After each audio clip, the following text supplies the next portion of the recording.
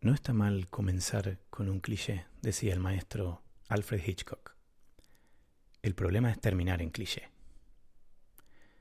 Y comenzar un blog de whisky hablando del amor al whisky bordea el cliché, pero voy a caminar ese borde.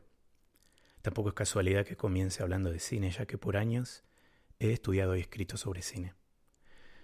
Cuento en una de mis crónicas de Nueva York que soy con los proyectos como un amante serial, que una vez que encuentro el camino a la fidelidad y aparece la posibilidad de concretar, me asusto y embarco en otros comienzos. Y así voy dejando proyectos abiertos y a la espera. Pues el camino del whisky me ha cautivado en todos sus aspectos y ya no creo largarlo.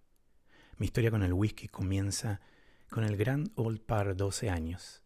Y gracias a un tío paraguayo que nos visitaba en Buenos Aires y traía whisky, el viejo par producía fascinación en mi hermana y en mí que soñábamos en convertir la botella esmerilada en lámpara. La primera vez que lo probé me pareció horrible, pero mi tío se reía con esa sonrisa gigante que lo caracterizaba y me aseguraba que algún día me gustaría el whisky. Corrió mucha agua de vida bajo el puente para que empiece mi gran curiosidad por el whisky.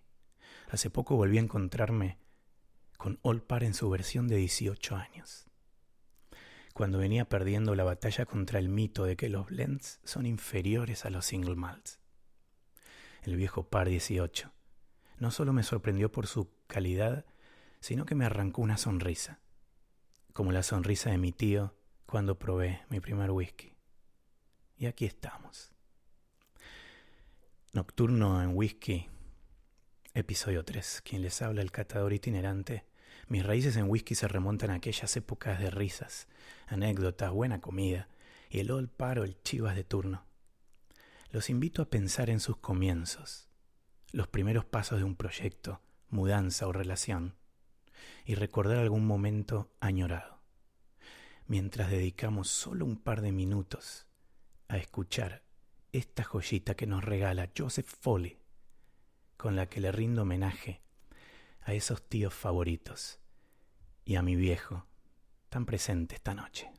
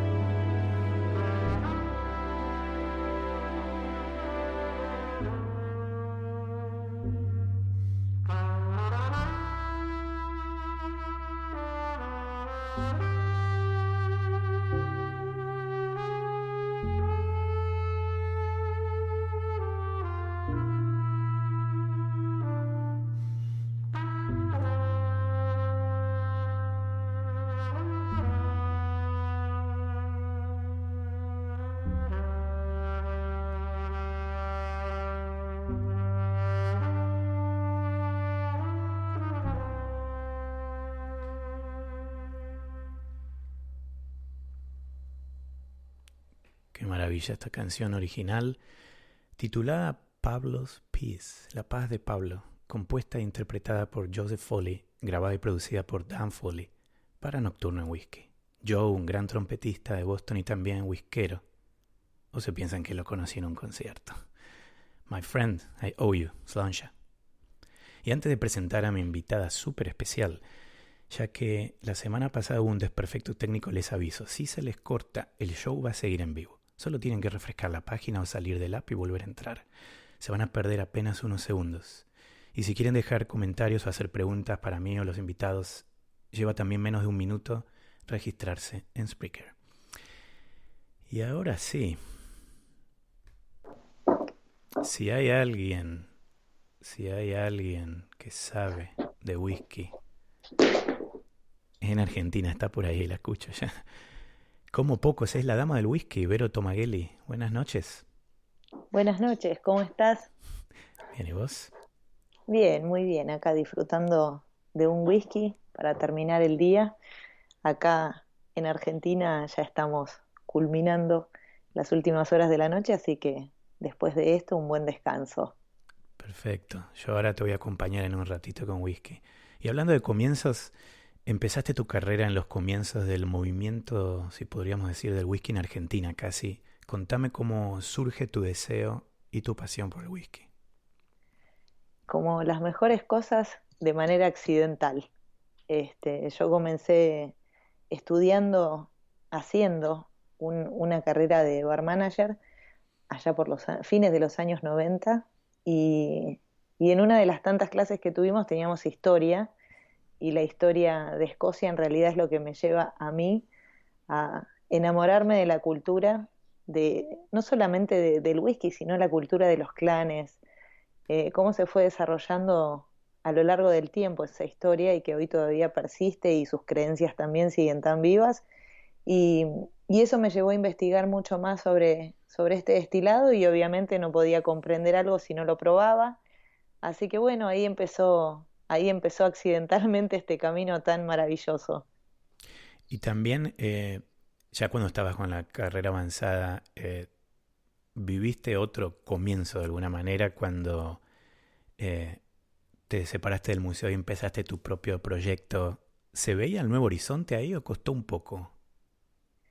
Y costó un poco, porque vos imaginate que crecer en un lugar y como arraigarte de cierto modo es como cuando formás tu propia familia, ¿viste? Que vos estás acostumbrada a todo lo que te enseña la familia materna, la familia paterna, y de repente vos tenés que crear tu propio camino y entonces es como arrancar todo de cero, que eso está buenísimo, y obviamente llena de dudas, llena de miedo, de incertidumbre, pero bueno, valió la pena cada cosa vivida y cada momento, y la verdad que eso me llena de alegría y de emoción también, porque obviamente todos los comienzos, como decía recién, te generan esas mariposas en la panza que el día que las dejas de sentir es porque no sentís más nada. Entonces creo que está buenísimo. Yo en los proyectos soy más de pensar, pensar, pensar, pensar y luego cuando me meto con todo. Diferente en las Sí, relaciones. En las relaciones siempre fue un poquito más pienso, pienso, pienso, me meto y pienso, pienso, pienso, pienso, y sigo. Pero con los proyectos, bueno, yo hace poco empecé, recién en agosto del año pasado, con el blog y hace un mes y pico grabé el primer podcast, pero en vivo recién la semana pasada. Así que lo que decís de las mariposas me parece maravilloso porque especialmente saliendo en vivo a mí me está agarrando una vez a la semana. es buenísimo, es fantástico eso. Sabes que una vuelta nosotros estábamos haciendo un programa, me acuerdo, con un actor muy conocido, muy querido acá en la Argentina, como Lito Cruz, y, y cuando se estaba yendo me agarra la mano y me dice, vos tenés algo, no sé qué, pero tenés algo. Y el día que dejes de sentir, y ahí fue donde me dijo, el día que dejes de sentir mariposas en la panza y que te deje de temblar la voz, deja de hacer lo que estás haciendo porque quiere decir que ya no te emociona. Y la verdad que eso me quedó grabado para siempre, ¿viste? Increíble, un Así maestro. que sí, sí, yo creo que esas cosas, ¿viste? Que vas aprendiendo a lo largo del camino y de la gente que menos te lo esperás, está buenísimo también. Entonces, bueno, tomo cada uno de los proyectos como un desafío. Y eso a mí me fascinan los desafíos. Y ahora, contá lo que estás haciendo. Bueno, ahora estamos, sí, Sacando el tema de la cuarentena, obviamente. sí, bueno, bueno, vos sabés que igualmente la cuarentena es como que nos obliga a reinventarnos, ¿no? Nos obliga a amigarnos con la tecnología. Yo que siempre, viste, soy de esas personas que te siguen escribiendo cartas y te las mandan por correo. Este, el ¿Te voy a correo tener que lento mandar ya. un agradecimiento por carta? Em, Te va a gustar, bueno, te va a gustar. sí, me va a emocionar mucho, sí, de veras. Vos sabés que yo tengo un amigo de la vida con el que vivimos a 40 cuadras de diferencia y nos escribíamos carta y la mandábamos por correo porque nos gustaba esa cosa de esperar toda la semana o 2 semanas a que te llegara la carta. Bueno, ahora es todo mucho más rápido.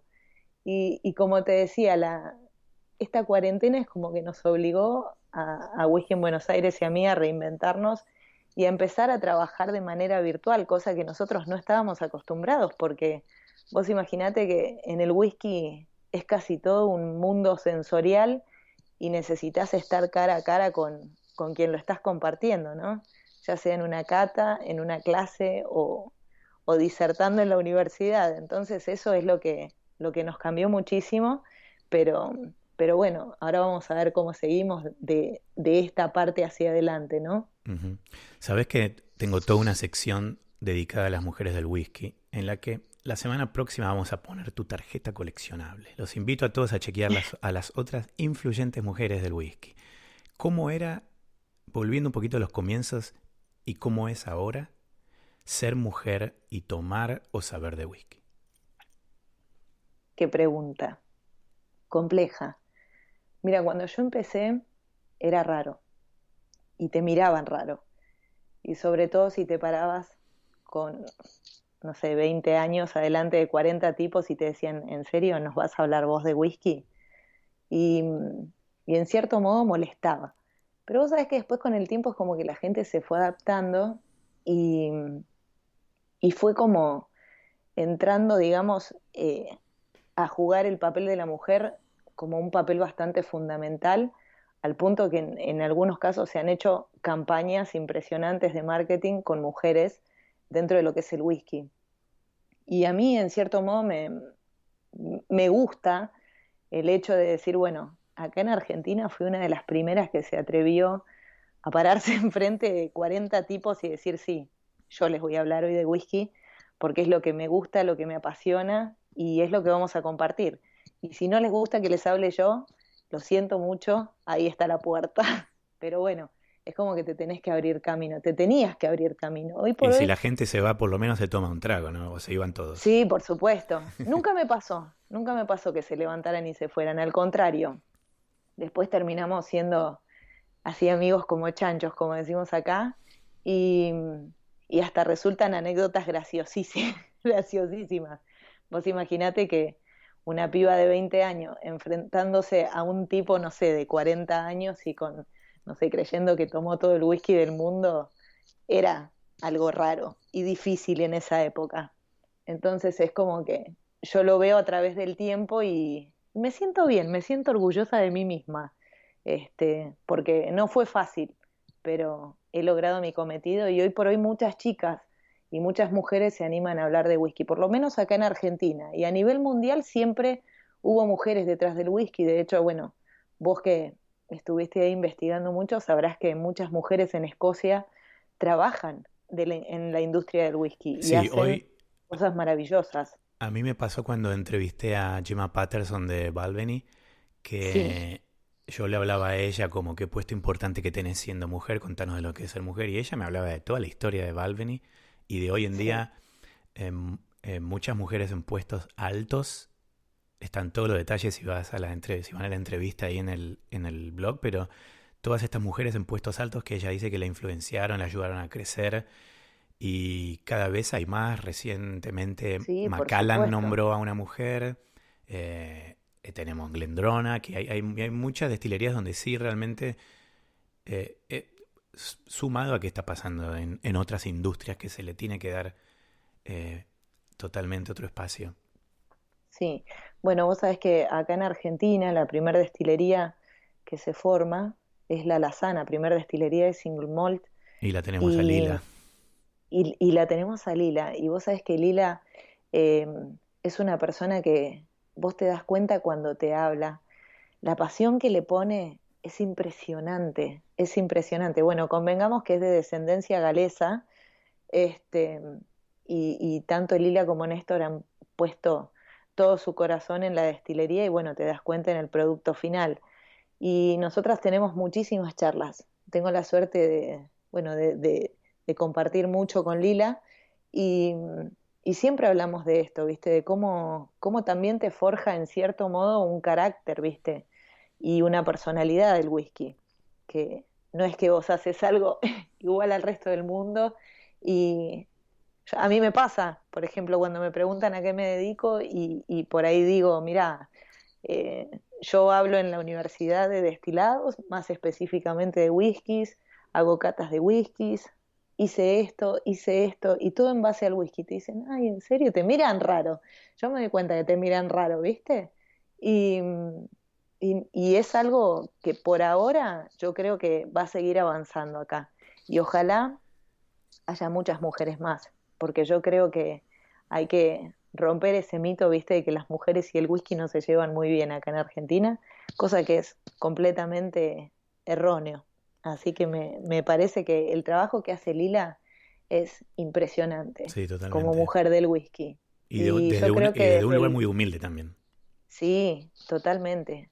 Lila, bueno, es la primer mujer que se formó en todo Latinoamérica, que hizo un máster en destilación en una universidad en Escocia. Y, y vos la escuchás hablar y es como, no sé, que estás hablando con, bueno, yo sí digo, estoy hablando con mi amiga porque así la siento, ¿no? Pero vos la escuchás hablar y te habla con una humildad y te habla con un amor de lo que te hace que te enamores del whisky por más que no hayas tomado nunca o que no sé, o no te guste el whisky. Te dan ganas de probarlo después de tener una charla con ella. Está Totalmente, es un buenísimo. placer, es un placer. Bueno, entonces yo voy a sumarme. Primero quiero que me digas qué es lo que estabas tomando. Después te voy a pedir si te puedes quedar un poquito más quieta, que haya un ruidito por ahí. ¿Sí? Puede ser. Ah, Pero, porque tengo el cable, sí, está así como en el aire, entonces puede ser que me lo esté rozando con la camperita. ¿qué estás A ver tomando? ahí, Ahí está estoy perfecto. tomando. Ah, perfecto, sí, entonces era el problema del cable. Estoy tomando un Bruichladdich, un Classic Laddie, que es una expresión de esta destilería tan famosa de Islay. eh, y tiene una particularidad, o sea que a diferencia de muchos otros, tiene 50% de volumen alcohólico. eh, no es porque me guste más sentir el alcohol, sino que me gusta más, por ejemplo, todos esos compuestos que no se radican con el agua y quedan presentes en el whisky, entonces por eso elegí esta expresión de, bueno, de esta destilería que me encanta. Aparte, tuve la suerte de estar en la destilería antes de que se retirara Gene McEwan y bueno, y poder hablar con él de sus productos, la verdad que es impresionante. Fue una experiencia inolvidable. De Así que hecho, la bueno, gente, en honor a eso estoy tomando un Classic Laddie. y, y justo recién hablábamos de la Lazana, ellos son también amigos de Bruichladdich Sí, y los dos comparten junto también a Westland y alguna que otra destilería por ahí una- un concepto muy fuerte sobre el terruño, que ellos creen que hay importancia totalmente en los elementos sí, locales. sí, totalmente de acuerdo. Mira, justamente nosotros estábamos preparando, mañana vamos a hacer una charla por Instagram y la vamos a hacer con ellos. Y justamente vamos a hablar del tema de lo que es el suelo y por qué eligieron ellos el lugar que eligieron para establecer su destilería y la importancia del agua y todos los factores externos que influyen en lo que es no solamente desde el principio del proceso que vos tenés, necesitas de un agua purísima para todo lo que es la fermentación, sino que también después el tema de la guarda del whisky. Es muy importante en el lugar en donde vos estás porque todos los factores externos te van a influir muchísimo y sobre todo en el paso del tiempo. Entonces, bueno, ellos justamente lo que hablábamos es que están en un lugar privilegiado y eso tiene mucho que ver y es lo que hace a la calidad y las cualidades que tiene el whisky de la Alazana, básicamente. El que voy a tomar yo es de una isla. Yo te hacía una broma antes cuando te decía que es whisky de mujer porque Sí, es un Lachey super ahumado, 11 años, con graduación alcohólica de 57,6, un single cask.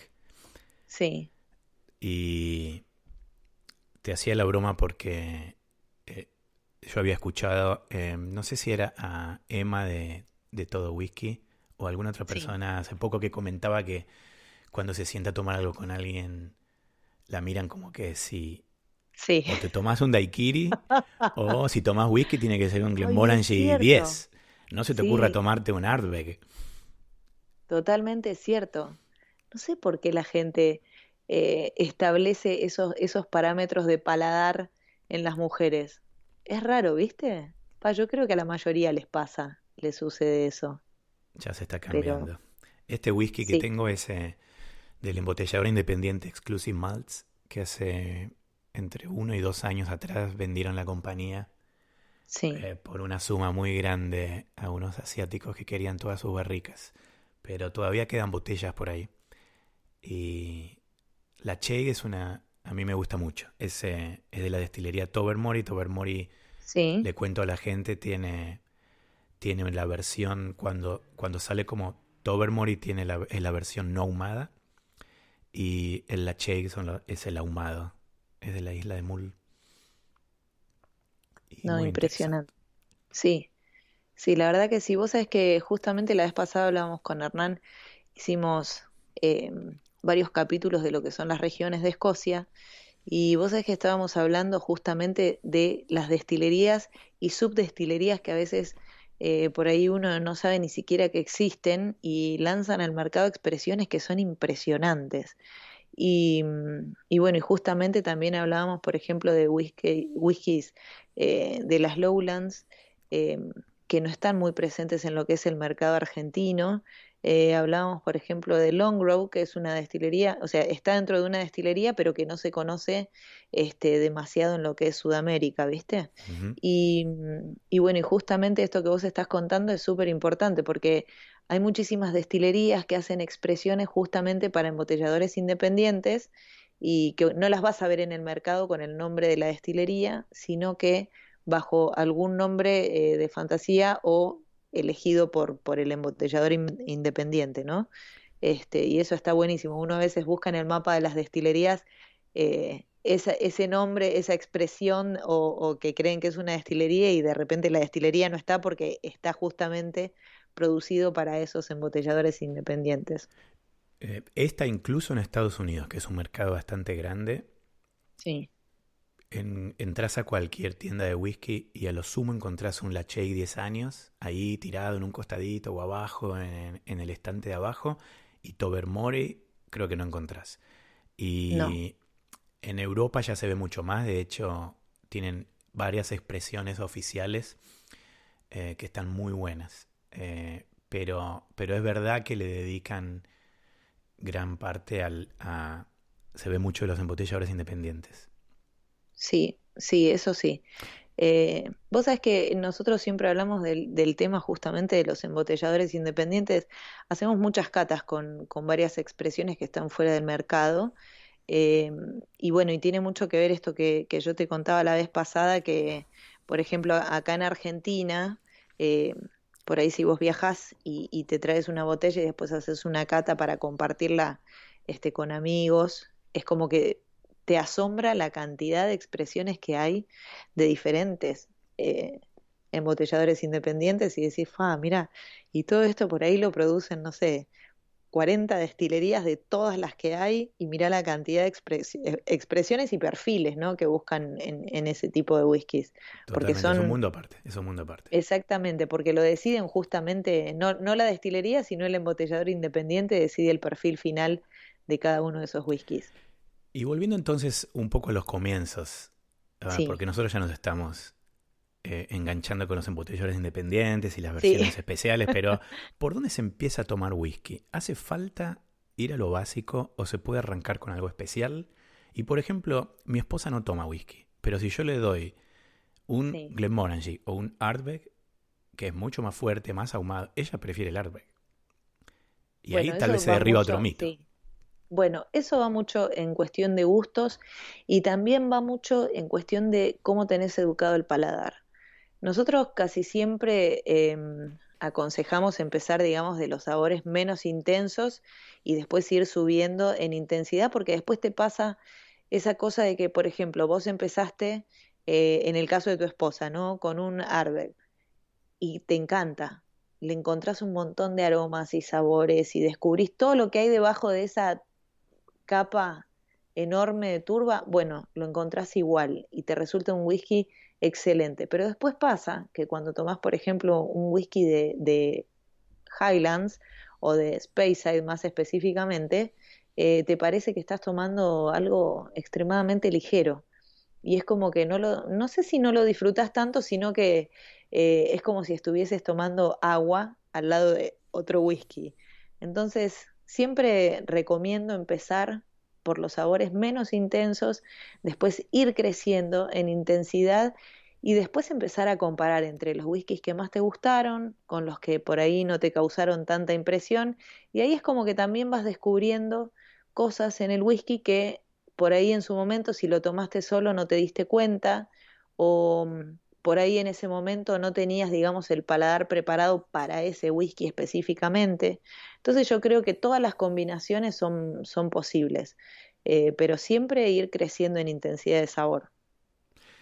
Eh, una cosa que cada vez que hago una entrevista me terminan contestando algo parecido, cuando a veces Sí, digo, ¿qué consejo le darías a alguien que empieza? Y es esto de la exploración, ¿no?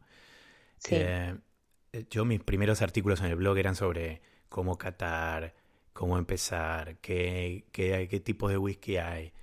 Y creo que está bueno hacer estas dos o tres tipos de exploraciones.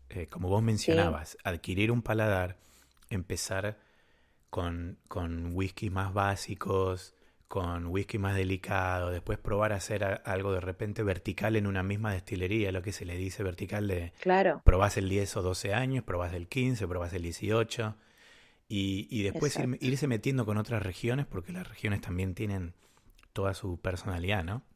totalmente. Vos sabés que cuando nosotros hablamos de whiskies, no sé, de hace más de 20 años, por más que la expresión sigue existiendo y todo, los whiskies fueron cambiando en todo este último tiempo, sobre todo por el cambio climático. Las cosechas son completamente diferentes en lo que es el crecimiento de la cebada, fueron cambiando las variedades también de cebada, y todo eso te va dando diferentes perfiles en el whisky. Entonces, uno de los tantos mitos es que vos por ahí tenés un whisky y el mismo whisky que tenés en esa etiqueta es igual al que, no sé, se producía hace 20 o 30 años atrás. Y vos sabés que nosotros hemos hecho catas con la misma etiqueta, pero de diferentes, digamos, diferentes décadas, Ujú, y son whiskies completamente diferentes. totalmente. Nos pasó con Glenfiddich hacer una cata de una botella, por ejemplo, de los años fines de los 80, otra de fines de los 90 y otra de mitad, digamos, del año 2000. Y eran tres productos completamente diferentes.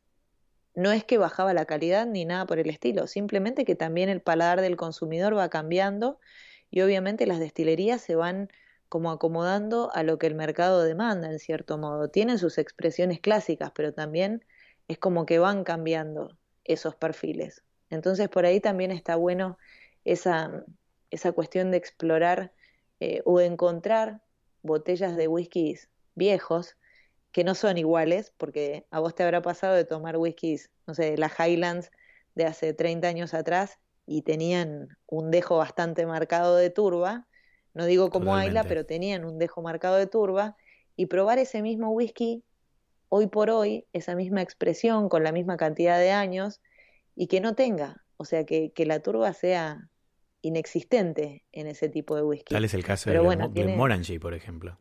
totalmente. totalmente. Bueno, eso tiene mucho que ver con el tema del secado. Entonces, como fue cambiando, y hoy por hoy, viste, la mayoría de las destilerías compra la cebada ya malteada en grandes factorías, entonces eso también hace que cambie por completo ese perfil de whisky, que por ahí si no le das mucha bolilla es como que no te das cuenta, pero si lo vas tomando a través del tiempo, pasa eso y Creo que podés llegar a también, descubrir cosas impresionantes. sí, totalmente, pueden... de hecho, acá en Boston hay un bar, el tipo es un maestro, sabe la vida, hay un lugar escondido adentro de otro bar Sí, que al mejor estilo de hace 80 años, donde supuestamente sí. no existe ningún bar ahí, nunca te conté Un esto, speakeasy. un speakeasy, donde este hombre trae todos whiskies especiales y entran 4 o 5 personas y hay que hacer reserva online. Y querés un Lafroig 10 años y tenés ese Lafroig 10 años pero de 1980. Eh, Claro, no vas a encontrar cosas que se consiguen ahora. Y exacto. es muy interesante cómo te encontrás con estas sorpresas que decís vos. Sí, sí, vos sabés que yo tengo un montón de botellas que las tengo, bueno, que las fui comprando a través del tiempo. Y vos imagínate, yo he comprado botellas, no sé, a principios del año 2000. Y vos decís, no, hace, hace 20 años, no es que hace nada, hace 20 años. Es un montón de tiempo. Y vos imagínate que si es un whisky, por ejemplo, que tiene 12 años de añejamiento, ese whisky no se hizo en el 2000. Ese whisky lo adquirí yo en el 2000, pero ese whisky está producido a finales de los años 80, cuando la tecnología era completamente diferente. Y después se Y hace la también mezcla. y también el mercado. Claro, Porque en los 80 se completamente pasó por distinto. ese fenómeno en donde había sobreproducción también, donde la gente no se consumía tanto como hoy. Claro, porque el mercado era completamente diferente, apuntaba también a otro tipo de bebidas alcohólicas, a otro tipo, por ejemplo, hubo una explosión muy grande de lo que fue el mundo del vino en los años 90 y eso también es como que bajó muchísimo la cantidad, este, que, digamos, de lo que era la demanda de whisky en ese tiempo. Está bueno saber por dónde empezar y también por dónde invitar. Y a mí me gusta Sí. siempre tener variedad en mi casa por si viene un invitado. Si no, creo que es muy arrogante decir, vení, te invito a un Highland Park Commonwealth que tiene la graduación alcohólica 64.8 y si te tiras al Es un piso porque se cask te quema el strength. pecho, si te quemas el pecho yo me río, pero eso es un desastre. Creo que hay que No, no puede ayudar a ser. la gente a que sepa tomar. Sí, ¿Vos qué tenés en tu totalmente. casa para los invitados?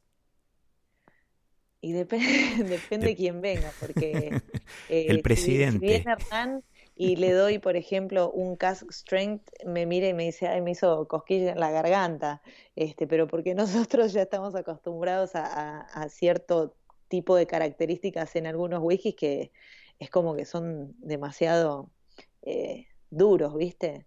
Y no, tengo de todo un poco, tengo whiskies irlandeses, tengo muchísimos de Estados Unidos, tengo eh, bastantes blends escoceses que me parecen así súper equilibrados. Y después está, bueno, la parte de single malt, que obviamente si una persona viene y me dice, ah, quiero, hay gente que viene y te dice todavía, ¿cuál es el whisky más caro? Y no sé, porque la verdad que los compré hace tanto tiempo, algunos que no tengo ni idea, ¿viste? Y, más de uno, ¿viste? Te pide la botella autografiada por Richard Patterson, ¿viste? Vos decís, no, sabes que esa no la voy a abrir. Tengo una edición más nueva de ese Dalmor, pero ese puntualmente no. Este, pero no, hay de todo un poco, hay para todos los paladares acá. Más de uno me ha dicho, ¿puedo pasar la cuarentena en tu casa? Porque, porque fue como que hice una apertura de botellas durante la cuarentena que hacía mucho no experimentaba por una cuestión de tiempo, ¿no? También, porque yo cada vez que me siento a tomar un whisky es para disfrutarlo, para experimentarlo, para analizarlo. Entonces, más de uno se quiso venir a pasar la cuarentena acá en mi casa. A mí lo que me Pero pasó fue que tengo bastantes botellas abiertas Y sí, generalmente veníamos haciendo con un grupo de gente lo que acá en Estados Unidos le decimos el bottle share. Esta cosa de nos juntamos todos en una casa, cada uno lleva su botella, comparte y de golpe se juntan 15 personas en una casa y hay 20 botellas. sí, Y vas probando de todo un poco. Y yo venía comprando sin, creo que a muchos nos pasó de gastar sin saber lo que se venía, sin saber que sí, íbamos a necesitar comprar máscaras y papel higiénico y sí, olvídate. supermercado. Y, y claro, ahora siento que lo que yo tomo acá lo quiero compartir y no puedo. Sí. Bueno, esto es lo que yo te decía hoy cuando hablábamos de cómo vamos a seguir de ahora en adelante, ¿no? Después de todo esto. Eh, y pasa eso, que el whisky es para compartir, más allá del análisis que uno haga, porque bueno, porque trabaja de esto, ¿no? Pero el whisky es para compartir. Y a veces por ahí podés tener tu momento de meditación, de lectura, de análisis interno, pero siempre vas a querer, vas a pensar en alguien para compartir ese whisky. Te va a pasar de abrir una botella y servirte, si estuviera con fulano, y a él le gustaría este whisky o a ella le gustaría este whisky. Y te pasa eso, que vos te servís una copa de whisky y pensás en alguien más porque pasa esto de que querés compartirlo. Y es así. El whisky es justamente para eso, para compartirlo. Uno de los fenómenos que estamos viviendo con la cuarentena también y con esto del COVID en todo el mundo es que están apareciendo como moscas el tema de las catas virtuales, ¿no? Que me parece muy Sí, interesante porque la gente tiene esta necesidad que decís vos. A mí me pasó con un grupo que todos los miércoles íbamos a una tienda en la que yo trabajaba y yo trabajaba en otra sucursal y los miércoles se juntaban todos en una tienda a las 5 para hacer una cata. Y este grupo de gente, de clientes, de la nada, armaron un Zoom y dijeron, los miércoles a las 5 el que está en la casa, obviamente, abre una botella y prende la cámara. sí.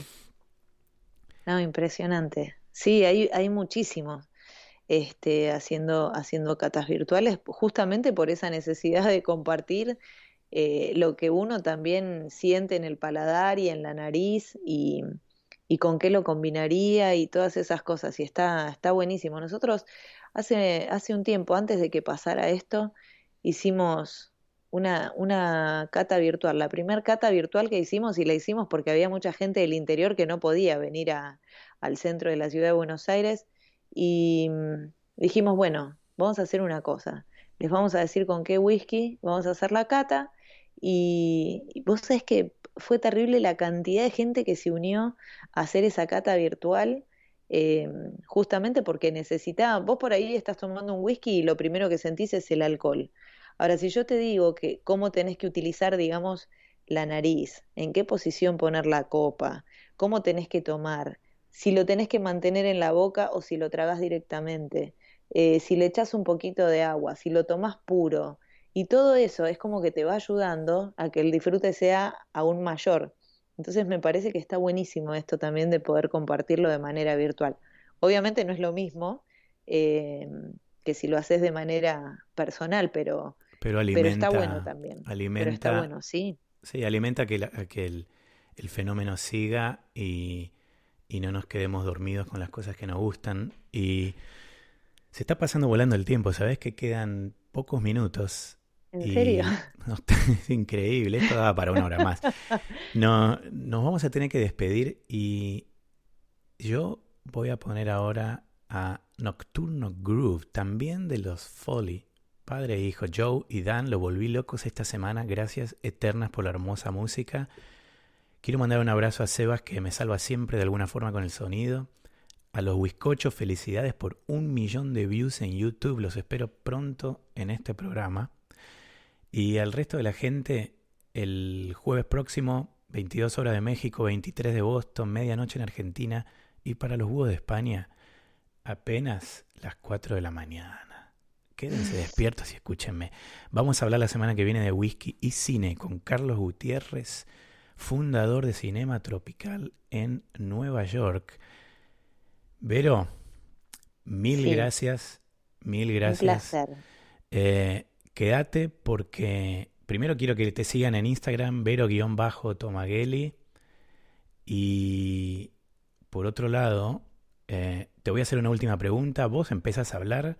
Cuando sube la música, nosotros nos quedamos charlando. Mañana la gente se enterará en ¿De qué estuvimos hablando? La gente se enterará en Twitter o en lo que sea, pero te voy a hacer una pregunta nueva y mientras se va la música Nocturno Groove de Joe y Dan Foley, la pregunta es, del espectro de whisky para empezar, ¿qué recomendás en los dos extremos? Me parece interesante este ejercicio. En un extremo, uno bien simple y bueno, pero ya menos que eso no recomendarías. Anda pensando. Y el otro, en el otro límite. Uno un poco más complejo, como para arrancar un poco jugado, pero al límite que tal vez mejor lo dejamos para más adelante y probamos una cosa más simple. Dos whiskies en los dos extremos para empezar a tomar whisky. Vero, todo tuyo. Bueno, a ver, me es difícil porque son varias las destilerías que elegiría para comenzar, pero una de mis preferidas es Glenmorangie porque tiene, dentro de lo que es la línea digamos, de los whiskies estándar, tienen un abanico de aromas y sabores que es impresionante con, digamos, la línea de los finish cask. Hay algunos whiskies que están terminados en barrica de Jerez, otros que están terminados en barricas de Oporto, otros que están terminados en barricas de Chardonnay, y ahí ya tenés, por ejemplo, es el Glenmorangie clásico en diferentes barricas, con terminaciones de diferentes tipos de vinos espirituosos y de un vino como el Chardonnay, que son muy difíciles de combinar.